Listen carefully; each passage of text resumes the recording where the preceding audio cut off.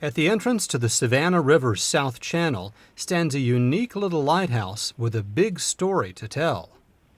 The Cockspur Island Lighthouse, which stands just 25 feet tall, was designed in 1855 by architect John Norris, who is also credited with the design of the Customs House on Bay Street in downtown Savannah, and the opulent Andrew Lowe Mansion on Lafayette Square. The Cockspur Island Light is built on an oyster shell island, which is completely submerged at high tide. The drastic change is visible in this time-lapse video.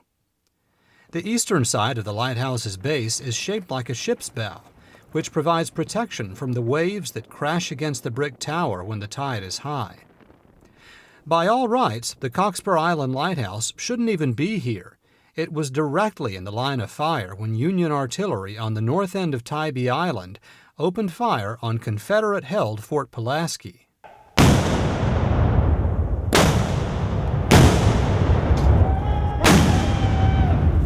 The shells were flying over the lighthouse going in both directions, and somehow it survived. It was not hit at all. But it's absolutely amazing that nothing hit that lighthouse during that very extensive bombardment. The Cockspur Light remained an active aid to navigation until 1909, when large vessels stopped using the South Channel. By the mid-1990s, the tower was in terrible shape. The National Park Service, which is responsible for the lighthouse and Fort Pulaski, carried out an extensive restoration campaign. They replaced the corroded iron lantern room with a new replica and repaired the crumbling brick walls.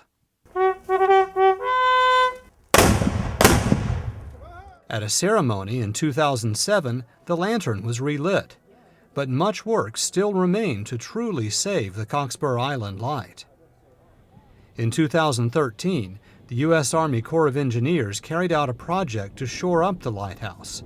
Tons of rock were stacked around the base of the tower, and a concrete pathway was laid down so boaters and kayakers would have an easier time accessing the lighthouse. Now, a nonprofit friends group has been formed to ensure further work is done to stabilize the brick walls of this popular local icon. This little light has been begging for help for a long time, and it's been here 160, 170 years. So it speaks volumes about the history that's here. If it could only talk to us, it could tell us so much as to what's been going on all these years. And if you think about it, this little light has weathered storms and hurricanes and so on and so forth all these years, waiting for somebody like John and I to put a group together to come say, we're going to save her. I just want it for my grandchildren to enjoy and future to look at. I mean, there's a lot of history there, and I'd hate to see it gone. Every time you come over the Lazaretto Bridge, I look out there and see it, and I'd hate to look out there and see nothing. It would, a lot of history there.